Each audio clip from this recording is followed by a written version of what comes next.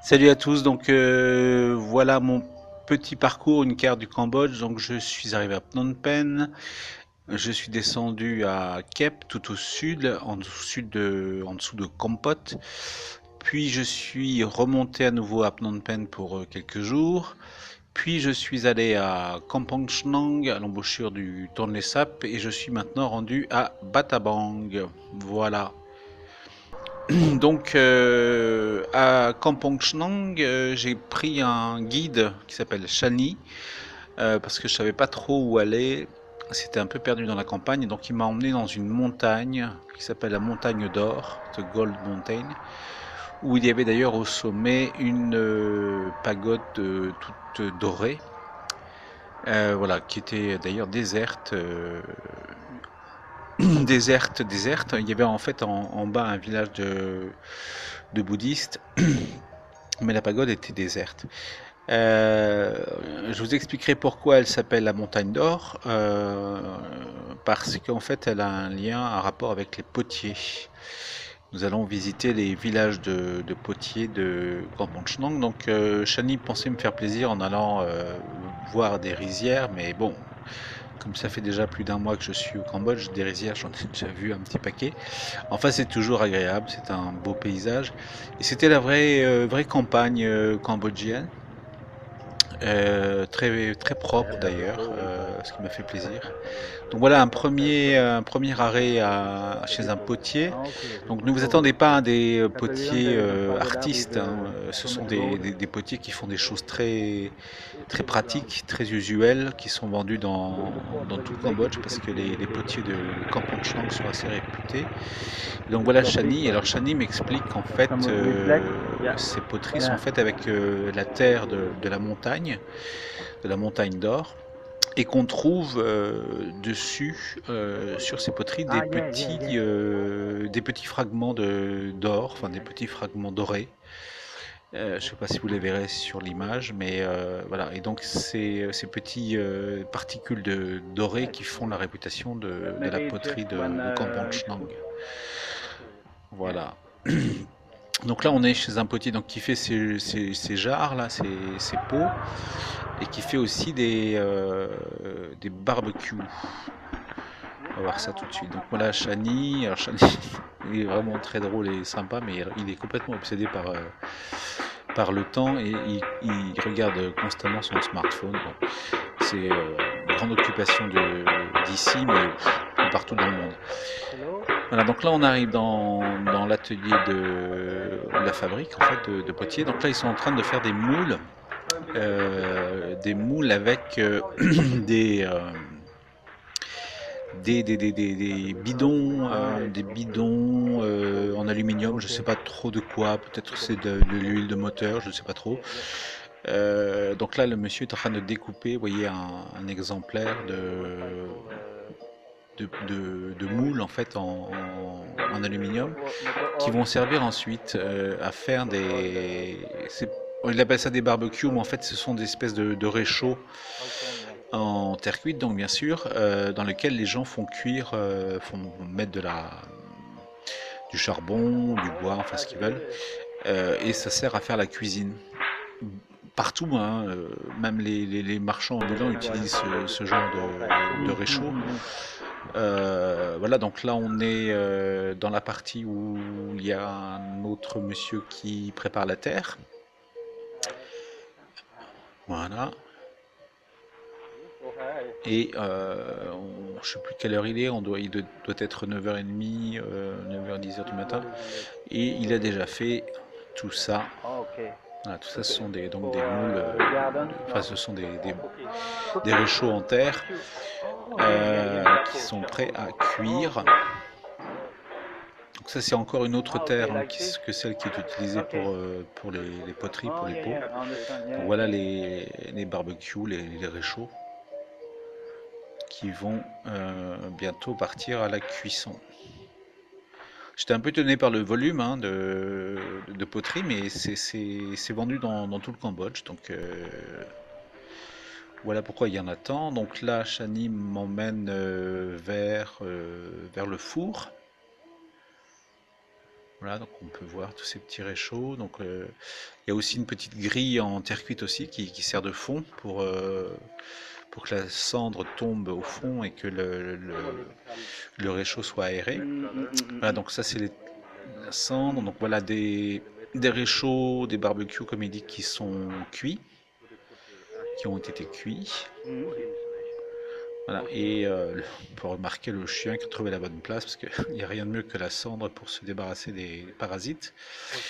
Et voilà donc les réchauds qui sont prêts à vendre, qui ont été remis dans des moules enfin, dans des moules en aluminium et qui ont été peints pour la décoration. C'est une peinture que j'ai retrouvée dans beaucoup d'endroits en fait au Cambodge. Ça ressemble à ce qu'on appellerait du sang de bœuf. On retrouve dans beaucoup d'endroits, même en Louisiane, j'ai vu cette couleur qui est très particulière. Il faudra que je la trouve pour la peindre. Voilà, c'est purement décoratif, hein, ce que m'expliquait Chani. Donc voilà. Et alors il m'expliquait aussi Chani que pour ses fours, en fait, le potier utilise du riz. Parce qu'en fait, le riz coûte tellement peu cher que ça lui coûte moins cher de cuire avec du riz qu'avec du bois. Donc il a tout un tas de riz, non traité bien sûr, hein, qui lui sert d'énergie pour ses fours. Donc là on repart dans la campagne parce que c'est tout un village, donc il y a plusieurs poteries. J'ai vu d'autres petits potiers artisanaux. Malheureusement, ma caméra déconne. J'ai le déclencheur qui marche pas. Je déclenche et puis ça filme pas. Et quand je me rends compte, je réappuie et là ça filme, mais ça filme mon pantalon ou l'intérieur de ma poche, mais pas ce que je voulais filmer. Bref. Donc là on arrive à une autre poterie qui est spécialisée dans les éléphants, les tirelires. Ce sont des tirelires en fait en forme d'éléphant. Il y en a un lot considérable. Donc là il y a un jeune potier qui a dû faire la fête hier soir et qui fait la sieste. Voilà, et puis là, on va arriver à une femme qui fait ses fameux éléphants. Donc là, elle a déjà fait tout ça dans la matinée. Et on va la regarder faire ces éléphants. Elle est vraiment souriante. C'était remarquable parce qu'elle fait tout ça manuellement, bien sûr. Il n'y a pas de tour. Voilà. Euh, Et bon, elle fait ça à la chaîne, hein, c'est pas une usine, mais c'est elle qui le fait. Alors je pense que le garçon qui dort là-bas dans le hamac fait la même chose. Là, bon, là, alors, il y a la mémé qui vient le voir pour lui dire, dis donc, réveille-toi. Il va lui dire, laisse-moi tranquille, je dors. Voilà, c'est des petites scènes de la vie quotidienne, moi j'adore, je trouve ça rigolo. Voilà, après, bon, vous allez assister à une scène un peu scabreuse pour les esprits mal placés, parce que voilà, j'ai compris l'expression qu'on emploie pour dire un éléphant ça trompe énormément.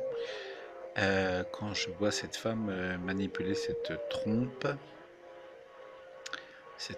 d'éléphant, voilà, sans commentaire.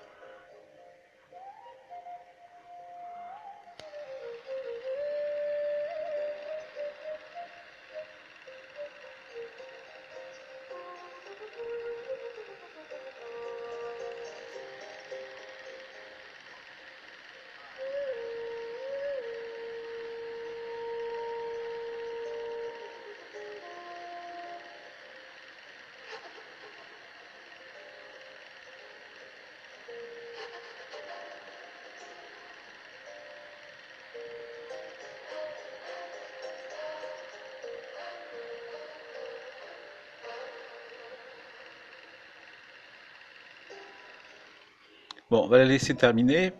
On reviendra voir comment elle termine tout ça. Et on va s'occuper du potier, enfin d'une autre partie de la poterie, en fait, qui est la préparation de la terre, qui est assez humide, hein. Donc là, tout ce qu'on voit, c'est pour ça que les éléphants sont dans des sacs plastiques, parce qu'ils ne sont pas encore cuits et il faut qu'ils restent assez humides pour ne pas casser. Donc voilà le monsieur qui prépare des pots de mélange de terre et d'eau, qui prépare la pâte. Alors Shadi s'est rendu compte que je filmais, donc il s'est dit tiens, il faut que je fasse des images. Donc, il a pris des photos avec son smartphone et il s'est dit tiens, il faudrait que je mette ça en image quelque part pour.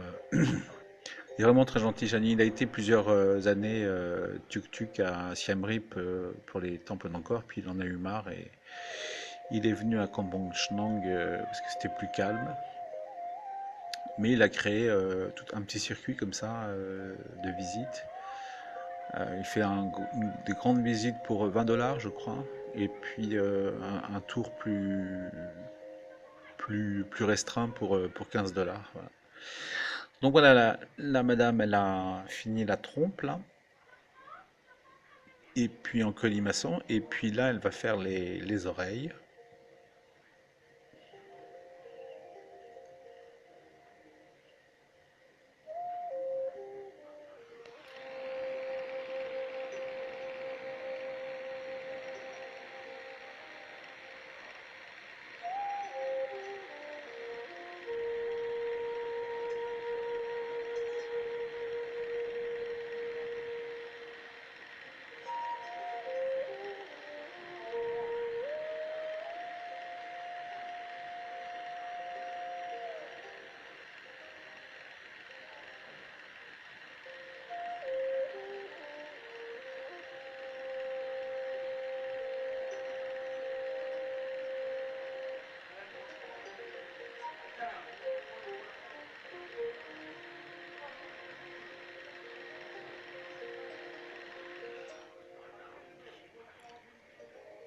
Et puis après, elle va passer à la confection des yeux.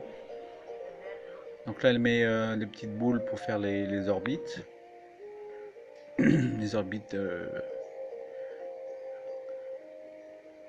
voilà. Évidemment, c'est des gestes qu'elle répète à longueur de journée, donc elle fait ça avec une simplicité déconcertante.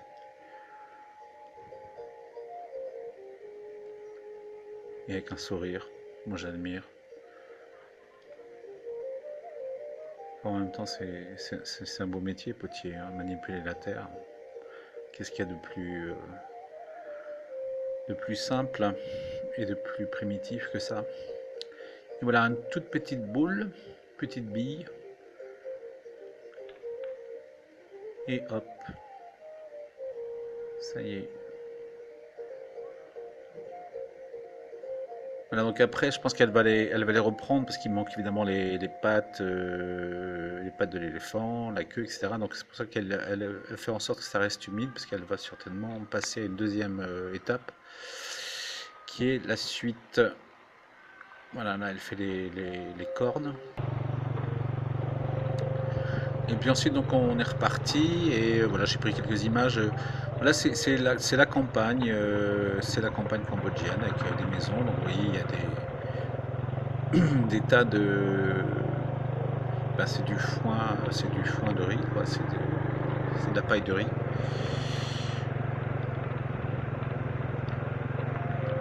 Voilà, c'était assez propre.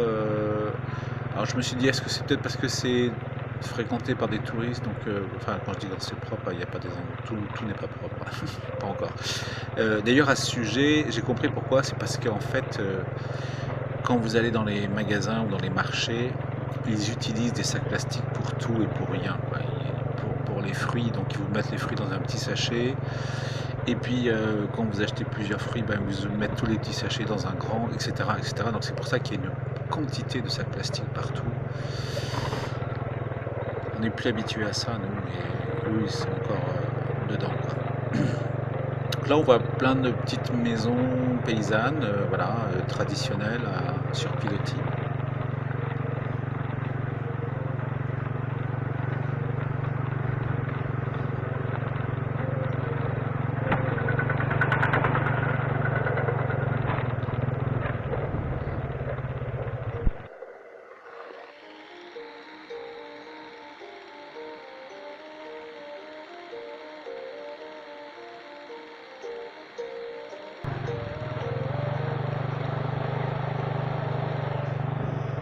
Et puis on a des maisons un peu plus modernes qui sont un peu sur le même principe, mais du coup, en fait, le rez-de-chaussée a été bâti en dur, quoi. Là, voilà, en fait, ça c'était la maison du potier où on fabrique des éléphants. Bon, je vais faire un petit comeback. Un truc marrant parce que je cherchais désespérément des camels, c'est à peu près les seules cigarettes que je peux fumer. En fait, j'ai vu des cigarettes qui s'appelaient Lapin. Voilà. Après les Alain Delon, cigarette Lapin. Donc là, après, on est arrivé au port où j'ai dû négocier assez ferme avec une jeune femme qui voulait me vendre la promenade en bateau pendant 2 heures pour 30 $, ce qui n'était pas du tout dans mon budget. Finalement, on s'est entendu pour la moitié. Finalement, c'est pas elle qui est venue, c'est une autre. C'est Annette. Sorry? 2 hours, it's too much for me.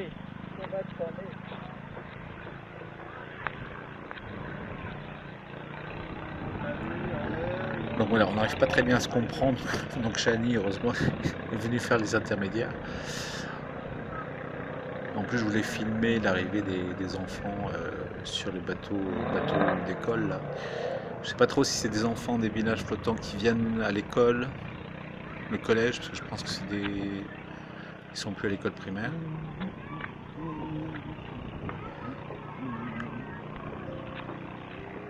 On est vraiment dans un décor qui n'a pas bougé depuis plusieurs siècles. Hein. Je pense que quand les Français sont arrivés, Batabang ressemblait à ça. Batabang, pardon, Campanche, non. Et donc vous connaissez la suite puisque vous avez déjà vu la vidéo sur les villages flottants.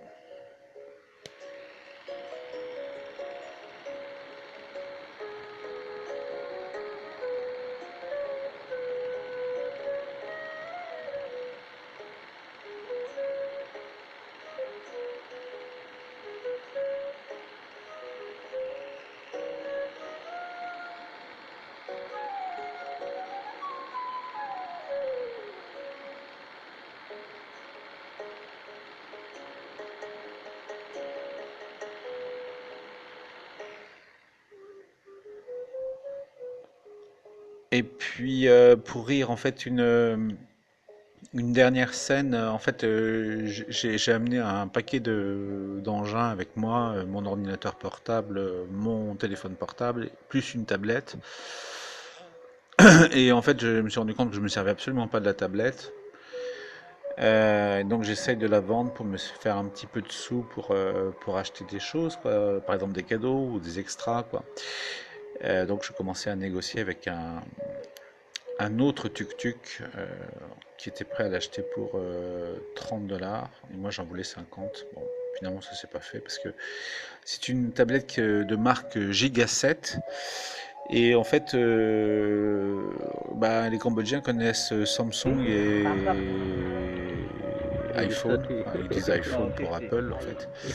Mais Giga 7, doit être fabriqué sur Mars, donc ils savent pas ce que c'est, donc ils s'en veulent pas. Enfin, ils pensent que ça va pas se vendre. Quoi. Bon, pas leur en vouloir. Voilà, donc la suite, ce sera la visite de Battambang où je reste 7 jours. Donc je pense voir quand même pas mal de choses. Allez, salut, à bientôt.